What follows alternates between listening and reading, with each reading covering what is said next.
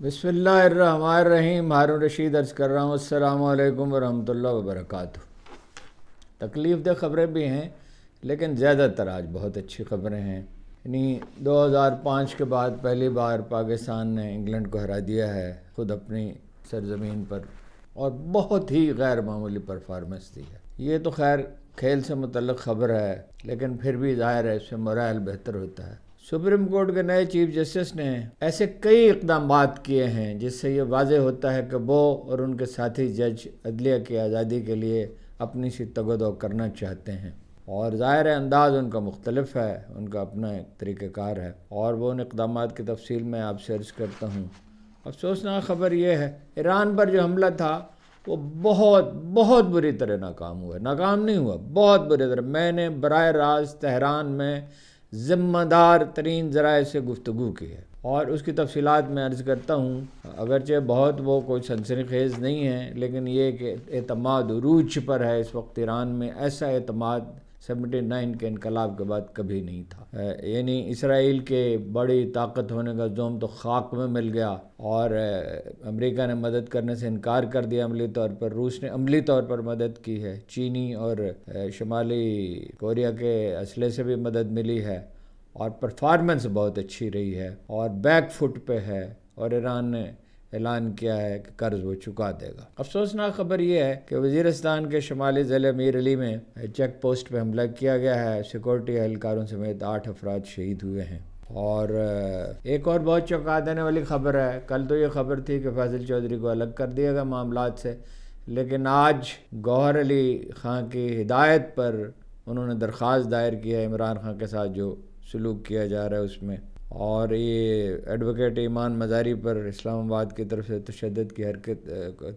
کرنے کی کوشش کی گئی ہے، ایک ٹریفک بیریئر ان پہ گرا دیا گیا، تفصیل اگرچہ معلوم نہیں ہو سکی، باقی کچھ چھوٹی چھوٹی خبریں ہیں اور مختصر سی گفتگو ہے۔ پریکٹس اینڈ پروسیجر کمیٹی کی تشکیل نو کر دی گئی ہے، اور اس میں جسٹس منصور علی شاہ اور جسٹس منیب اختر شامل ہیں، اس لیے کہ وہی سینئر ترین جج ہیں۔ یہ ہر اعتبار سے قانونی ہے اور اس پہ کوئی اعتراض بھی نہیں اٹھا سکتے، اس لیے کہ یہ چیف جسٹس کا اختیار ہے، ایک سینئر موسٹ اور ایک ان کی مرضی کا، تو انہوں نے اپنی مرضی سے منیب اختر صاحب کو بنا دیا۔ اب میرا خیال ہے کہ وہ شامل ہوں گے، پہلے تو وہ انکار کر رہے تھے، اور فل کورٹ کا اجلاس بھی انہوں نے بلا لیا ہے۔ پہلی بات تو یہ ہے کہ تقریب حلف وفاداری کے میں منصور علی شاہ صاحب کے سوا جو عمرے پر گئے ہوئے ہیں تمام ججوں نے شرکت کی۔ قاضی فائز عیسیٰ جیسا سلوک نہیں کیا بلکہ ان کی بڑی تکریم ایک اعتبار سے۔ 3 سابق چیف جسٹس بھی شریک ہوئے، جسٹس افتخار چودھری، جسٹس تصدق گیلانی اور جسٹس عطا عمر بندیال۔ 28 اکتوبر کو فل کورٹ کا اجلاس بلا لیا ہے، اور ظاہر ہے کہ اکثریتی جج جو ہیں، زیادہ تر جج جو ہیں وہ آزادی چاہتے ہیں۔ آزادی سے مراد آزادی ہے، پی ٹی آئی کی حمایت نہیں ہے۔ اللہ تعالیٰ عقل دے اگر حکومت کو تو وہ یہ بات سمجھ سکتی ہے، اسی سے اسٹیبلٹی آ سکتی ہے، لیکن فارم 47 حکومت ہے، جعلی اور جھوٹی حکومت ہے، بالکل چل سکتی نہیں ہے۔ لہذا ظاہر ہے ڈرے ہوئے خوف زدہ آدمی جو ہے اس کے پاس اگر طاقت ہو تو وہ اس کو کس طرح استعمال کرتا ہے۔ چیف جسٹس صاحب سپریم جوڈیشل کونسل کے سربراہ بن گئے ہیں جو کہ وہ پہلے نہیں تھے، اور جسٹس منصور علی شاہ اور جسٹس منیب اختر جو ہیں وہ سپریم جوڈیشل کونسل کے ممبر ہوں گے، اور 2 سینئر ترین جج ہائی کورٹس کے جو چیف جسٹس ہیں ان میں سے۔ اس کے علاوہ انہوں نے حکم دیا ہے، یہ بہت اہم ہے، کہ صرف کورٹ 1 نہیں جہاں وہ خود براجمان ہوتے ہیں بلکہ تمام عدالتوں کے مقدمات براہ راست نشر کیے جائیں۔ اب انہیں روکا نہیں جا سکتا، اگر روکا جائے گا تو توہین عدالت ہوگی، اور اس طرح ایک بالکل لوگ اپنی رائے قائم کر سکیں گے۔ انہوں نے جسٹس محمد علی مظہر صاحب کو براہ راست نشریات کے لیے بندوبست کرنے کی ذمہ داری سونپی ہے، سہولتیں فراہم کرنے کی، ظاہر ہے اس پہ کچھ اخراجات ہوں گے۔ P T I, Jamaat Islami اور سینئر وکلاء نے 26ویں ترمیم کو سپریم کورٹ میں چیلنج کر دیا ہے۔ اندازہ ہے کہ فل کورٹ سماعت ہوگی، چونکہ یہ آئین کے بنیادی ڈھانچے کے خلاف ہے، اور اس پر کئی فیصلے موجود ہیں سپریم کورٹ کے کہ بنیادی ڈھانچے کے خلاف سے متصادم ترمیم نہیں ہو سکتی، لہذا اس کا پورا امکان موجود ہے کہ اس کو مسترد کر دیا، 26ویں ترمیم جو ہے وہ آئین کا حصہ نہ رہے۔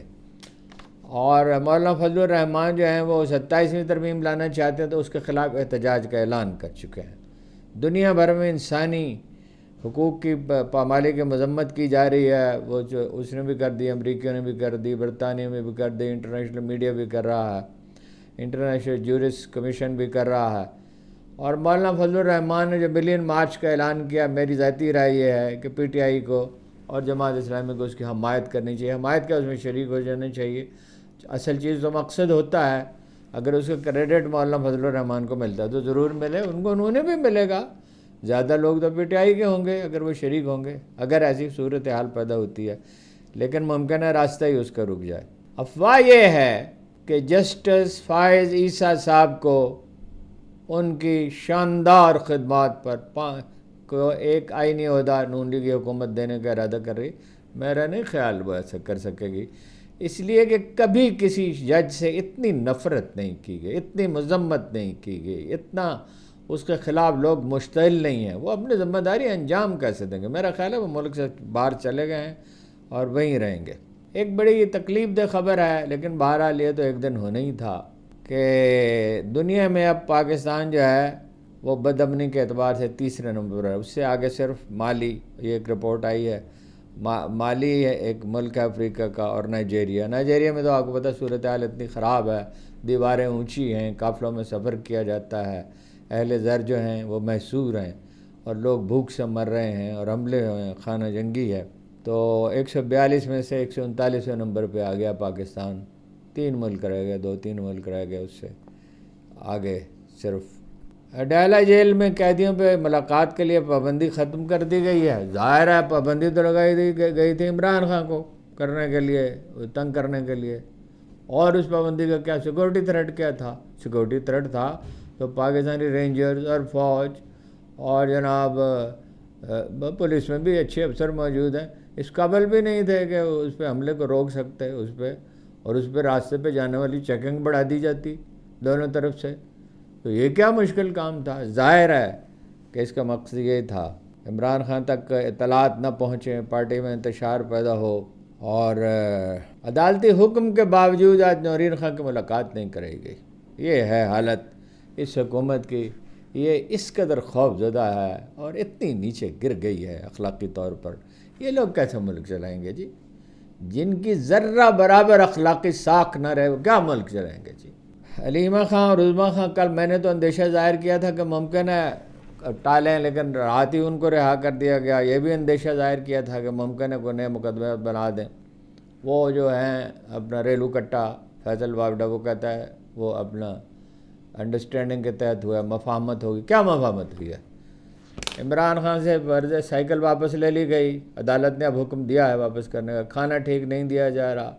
اتنی خراب غذا دی گئی کہ قے ہوئی ان کو، انہوں نے کھانا کم کر دیا اپنا اس پہ قابو پانے کے لیے، واک کرنے کی اجازت نہیں ہے، اخبار مل نہیں سکتا، ٹی وی دیکھ نہیں سکتے، عملہ ان سے گفتگو، یہ مفاہمت ہے؟ اور پی ٹی آئی کے لیڈر کیوں اس شخص کو جواب دیتے ہیں؟ اس آدمی کو جواب دینے کی کیا ضرورت ہے؟ ایسے لوگ جو ہیں جن کی کوئی ذاتی حیثیت نہ ہو اور جو دوسروں کے ایما پر بروئے کار آتے ہوں، انہیں جواب دینے کی کیا ضرورت ہے جی؟ ایران پہ میں ابھی بات کرتا ہوں کہ بہت اہم ہے تفصیل کے ساتھ۔ تو جناب ڈاکٹر یاسمین راشد، عمر سرفراز چیمہ، اعجاز چودھری، محمود رشید 9 مئی کے 6 کیسز میں وہ پیش کیے گئے انسداد دہشت گردی عدالت میں، ضمانتیں ان کی مسترد کر۔ پختونخوا میں، خیر وہ میں آپ کو بتا چکا ہوں، وہ میر علی میں عمران خان کو سہولتیں فراہم نہ کرنے پر کیا ہے وہ میں آپ کو بتا چکا ہوں۔ اخبار نہیں ہے، ٹی وی نہیں دیکھ سکتے، 8-10 فٹ کا پنجرہ ہے، ورزش نہیں کر سکتے، کھانا ٹھیک نہیں ہے، اور ہر طرح سے ذہنی، کوئی ان سے بات نہیں کر سکتا، ہر طرح کی ذہنی اذیت دی جا رہی ہے۔ گوہر علی خان کے حکم پر فیصل چودھری نے درخواست اسلام آباد ہائی کورٹ میں دائر کر دی۔ اس کا مطلب یہ ہے کہ کل جو فیصلہ کیا گیا تھا اسے چیئرمین نے منسوخ کر دیا اور نہایت دانائی کا مظاہرہ کیا۔ دیکھیے اس سے اختلاف ہو سکتا ہے کہ وہ اپنا انہوں نے جو انٹرویو دیا اور جس میں انہیں بتایا تو انہوں نے ٹھیک، لیکن میں نے کل رات غور کیا، بعد میں بھی غور کیا، کہ جو ان پہ الزام لگایا گیا کہ وہ بتاتے ہیں اپنے بھائی کو، تو کون آدمی ہے جو نہیں بتاتا جی؟ جو لوگ مل کے آتے ہیں اپنے دوستوں کو، گھر والوں کو، اول تو وہ ٹی وی میڈیا سے گفتگو کرتے ہیں، کیا عمران خان سے بات ہوئی ہے، تو کیا عمران خان انہیں کوئی اپنا کیمیا سازی کے نسخے بتاتے ہیں یا کوئی سازش کرنے کو کہتے ہیں؟ ان پہ اعتماد تو ہے ان کو، اسی لیے شامل کیا، اور ایسا ہی دوستی ان کی گہری ہے نہیں کہ بتائیں، اور اگر وہ بتا دیں گے تو فواد چودھری کیا کریں گے؟ فواد چودھری جو بھی کرتے ہیں ٹھیک کرتے ہیں، کبھی کبھی غلط کرتے ہیں، وہ اپنے طور پہ کرتے ہیں، اور معلومات حاصل کرنا ہو اس کے لیے فواد چودھری کے لیے ایسا کیا مشکل ہے؟ اخبار نویز معلومات حاصل کر لیتے ہیں، وہ نہیں کر سکتے، اور یہ بالکل درست فیصلہ ہے، اس کی تائید کی جانی چاہیے۔ اور گرفتار جو ایم پی انور زیب پختونخوا کے، انہوں نے کہا کہ کے پی پولیس کے لوگ آئے، پختونخوا پولیس کے ایم ایل ولی صاحب اعتراض کرتے ہیں، کے پی نے کہیں بھائی مخفف کا مطلب یہ نہیں ہوتا، نام بگاڑنا اور چیز ہے، مخفف اور چیز ہے۔ ہر روز انگریزی اخباروں میں سینکڑوں بار، درجنوں خبروں میں مخفف استعمال ہوتا ہے، خیر ہم اس کو پختونخوا کہہ دیتے ہیں، اس میں کیا، وہ چاہتے ہیں پختونخوا کہا جائے، پختونخوا کہہ دیتے ہیں، اس میں کیا برائی ہے بھائی؟ وہ ان کے لوگوں، پولیس کے لوگ گئے، ان کو روکا گیا، ان سے اسلحہ لے لیا گیا، وہ ان کا الزام ہے کپڑے بھی اتار دیے گئے ان کے، اور یہ صورتحال وہ کہتے ہیں برداشت نہیں کی جائے گی۔ 400 نوجوان جو ہیں، وہ ورکر جو ہیں، وہ اڈیالہ اس میں جیل میں ہیں، اٹک جیل میں ہیں، اور علیمہ خان نے کہا میڈیا سے گفتگو کرتے ہوئے کہ 100 دفعہ جیل میں ڈالیں کچھ اثر نہیں پڑے گا۔ انہوں نے کہا کہ ہمارے ساتھ بات چیت کرنے پہ پابندی تھی، اور باقی خواتین ٹی وی بھی دیکھ سکتی تھی، گفتگو بھی کر سکتی تھی، ہمارے ساتھ پابندی تھی، کوئی بات نہیں کر سکتا۔ اچھوت بنانے کی کوشش کی جا رہی ہے، نہایت افسوسناک بات۔ سلمان اکرم راجہ صاحب نے کہا ہے کہ سوچی سمجھی منصوبہ بندی کے تحت مجھ پر حملے کیے جا رہے ہیں، اور پارٹی لیڈر کے خلاف پراپیگنڈا کیا جا رہا ہے کہ سب نے سمجھوتا کر لیا ہے، مقصد وہی ہے، پارٹی میں انتشار اور کارکنوں میں بدگمانی پیدا۔ اسرائیلی حملہ تو اس بری طرح ناکام ہوا کہ کوئی تصور ہی نہیں کر سکتا تھا۔ تہران، ایلام اور خوزستان جو اس کے قریب ہے، اپنا عراق کے سرحد پہ ہے، 100 طیاروں کے ساتھ 3 بار حملے ہوئے، نصف شب کو، اس کے کچھ دیر بعد، اور طلوع سحر سے کچھ دیر پہلے۔ بحیثیت مجموعی یہ حملے ناکام نہیں ہوئے، بری طرح ناکام رہے۔ ابھی تک کنفرم اطلاع صرف 2 افراد کے شہید ہونے کی ہے، اور عوام کا اعتماد عروج پہ پہنچ چکا ہے، اور یہ واضح ہو گیا حملے کی ناکامی کے بعد کہ اسرائیل کو ایسی بڑی طاقت نہیں ہے کہ مت تھی، جاسوسی کا نظام ان کا بہتر ہے جس پہ توجہ دینی چاہیے، اور انہوں نے فضائی حدود استعمال نہیں کی سوائے اس کی شام کی۔ اردن نے حالانکہ خود اپنے آپ کو پیش کیا تھا، اور کیوں پیش کیا تھا میں آپ سے عرض کرتا ہوں، شام کا راستہ استعمال کیا اور اس پہ حملے بھی کیے۔ ظاہر ہے شام تو اس وقت کمزور پوزیشن میں ہے، خانہ جنگی بھی ہے، اور دنیا بھر کے اڈے بھی وہاں قائم ہیں۔ عرب ملکوں کو انتباہ کیا گیا تھا، سعودی عرب نے تو مذمت بھی کر دی ہے اس کی کہ اگر کسی نے ساتھ دیا تو اس کو اس کی قیمت ادا کرنی ہوگی۔ ایٹمی تنصیبات پر اور وہ تیل کی تنصیبات پہ حملہ نہیں کیا گیا، 20 جگہوں پہ حملہ کیا گیا اور فوجی ٹھکانوں پر، مگر وہ روس نے بر وقت اطلاع دے دی، ان کے پاس چینی اسلحہ موجود ہے، شمالی کوریا کا مسئلہ موجود ہے، اور بہترین وہ میزائل کے خلاف جو نظام ہے، روسی جو سسٹم ہے، وہ S-300 ہے، وہ دوسرا نہیں ہے، جو جدید ترین ہے وہ نہیں، مگر یہ بھی اچھا ہے۔ اس نے جناب اپنا اس میں ان کی مدد کی۔ اردن کا معاملہ الگ ہے، اردن کا جو ہے پہلی بات یہ جو بانی تھا اس کے بارے میں علامہ اقبال نے کہا تھا، یہی شیخ حرم ہے جو چرا کر بیچ کھاتا ہے، گلی میں بوزر و دلق اویس و چادر زہرا، اور کہا کہ خاک و خوں میں لوٹتا ہے ترکمان سخت کوش، اور بیچتا ہے ہاشمی ناموس دین مصطفیٰ۔ پھر ان کے صاحبزادے تھے، وہ فیلڈ مارشل ایوب خان نے ایک دفعہ کسی دوست سے کہا کہ اس کو ایک چھوٹی سی اطلاع دی، کیونکہ ہمارے انٹیلیجنس تو اسرائیل کے ارد گرد کے ممالک کے ذریعے ہی ہے، اندر بھی شاید کوئی بندوبست ہو، تو وہ اس نے اسرائیل کو بتا دی، اور وہ شادی بھی کی اس نے غیر ملکی خاتون سے۔ پھر ان کے بھائی جو ہیں وہ ذرا آزاد خیال تھے، جن کی وہ ثروت نامی خاتون سے، پاکستانی خاتون سے شادی ہوئی تھی، ان کی ولی عہدی روکنے کے لیے ان کو مصنوعی طور پہ زندہ رکھنے کی کوشش کی گئی اور ان کے بیٹے کو بنا دیا گیا، اور صاحبزادے نے بھی شادی کی، انہیں عربی بھی نہیں آتی، ہاں جی، غیر ملکی خاتون سے، وہ تقریباً غیر عربی ہیں، اب تو وہ ہو گئے 3 نسلیں ہو گئیں، اور غدار ابن غدار ہیں، تو انہوں نے پیشکش کی تھی مگر انہوں نے اس کا راستہ بھی استعمال نہیں کیا، اس لیے کہ انہیں چہتے ہیں، عزیز ہیں کہ بھائی اس پہ اس کے خلاف کارروائی نہ ہو جائے۔ امریکہ اور برطانیہ نے براہ راست مدد نہیں کی، بلکہ امریکہ نے حوصلہ شکنی بھی کی، اس لیے کہ رائے عامہ خلاف ہے، دباؤ پڑتا ہے۔ ویسے تو 6000 پروازوں کے ذریعے اسلحہ مہیا کیا گیا، امریکہ اور برطانیہ نے گویا ایک چھتری تان دی اور ایک مستقل کاریڈور ہی بنا دیا، اور حملے کے بعد انٹونی بلنکن نے اسرائیل کے وزیر دفاع سے بات کی اور کہا کہ ہم آپ کی سلامتی کے لیے جو ہے وہ آپ کے ساتھ ہیں، سلامتی کے لیے، اس حملے کے لیے نہیں۔ اور